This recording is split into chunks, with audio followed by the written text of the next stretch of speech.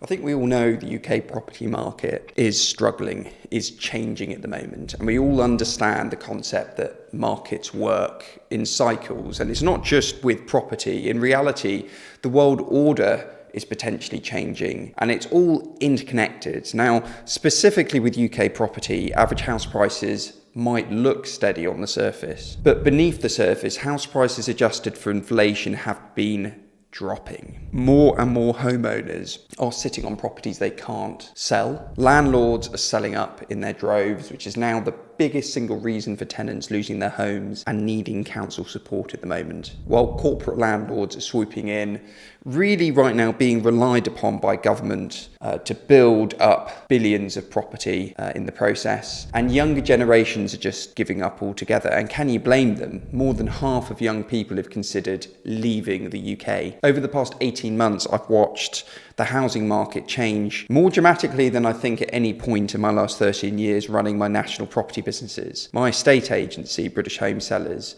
has managed over 14,000 transactions worth over £5 billion over the last decade. So it's hard for me in my position to not notice the way things are changing. So today is really about that. I'm showing the cold, boring data, illustrating what is happening and what it means for every homeowner, landlord, tenant and buyer in the UK right now. So let's start with this illusion of stability. If you look at the headlines, you'd think everything is fine. House prices are flat. They've grown slightly on average, 2.7% over the last 3 years. Transactions are steady, in reality slowly rising. Even mortgage rates have stopped rising and seem to be slowly dropping. But in a way, that's all an illusion, because when you strip out inflation, house prices have actually fallen by 17.5% since 2021. That's almost identical to the real terms fall in house prices we saw over the 2007-2008 crash. The difference is back then, prices fell very quickly. This time, the pain has been stretched out over years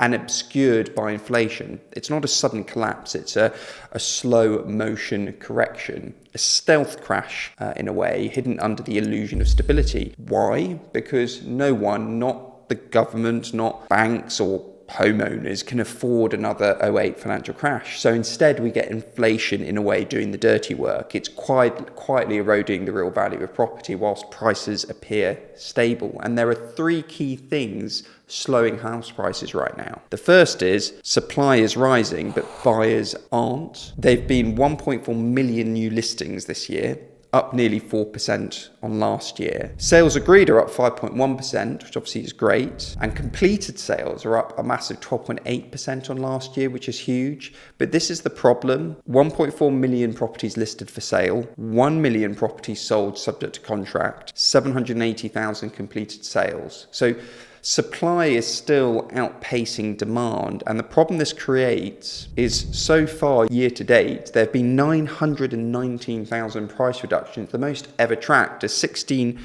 increase on last year.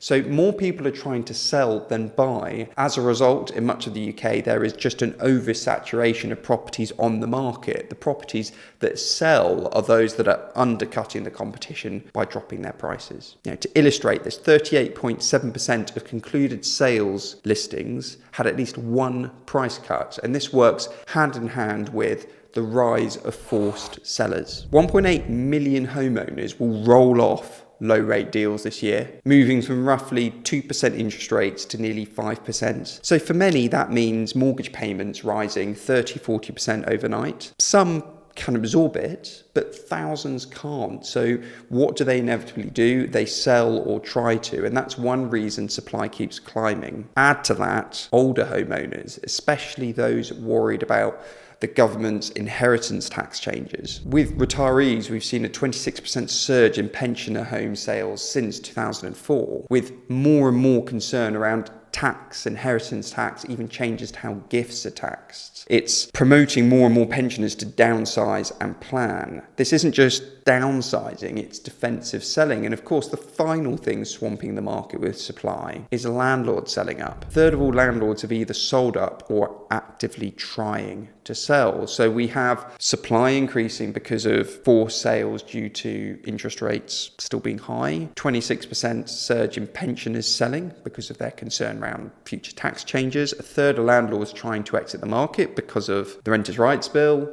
It's odd in a way because in isolation, people downsizing from large homes they don't need, landlords selling up buy-to-let stock are in theory really positive things that free up properties for people to buy that need them. But at the same time, it is flooding the market with property too quickly, slowing house price growth, which is hurting people that are trying to sell. And it's also strangling the volume of rental properties available to those that need to rent. Like I said at the start of this video, landlords selling is now the biggest single reason for tenants losing their homes and end up needing council support. So it feels like solving one problem creates another, and part of the solution that could be a problem down the road is this corporate takeover we're seeing. The government are depending on massive corporations to invest and build UK property.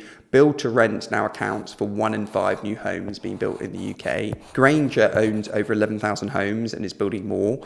Lloyds Bank plans to become the UK's biggest landlord, targeting 50,000 homes by 2030. Legal in general already have poured over £3 billion into rental housing. So, overseas funds, pension schemes, private equity firms are quietly buying entire blocks, not just individual flats. The reason they are investing in UK property is for the long-term rental yield it offers, because that in reality is what makes property investable right now. Building property to sell has become more and more difficult because the cost of developing a new house has increased 17% faster than sales prices. As a result, building new homes is not that financially viable across half of England. What this ends up meaning, the areas that are viable to build to sell homes tend to be where house prices are already the highest. It's also why big corporations are focused on build to rent, because they're making the numbers stack up based on rental yields and how that will grow with inflation over time.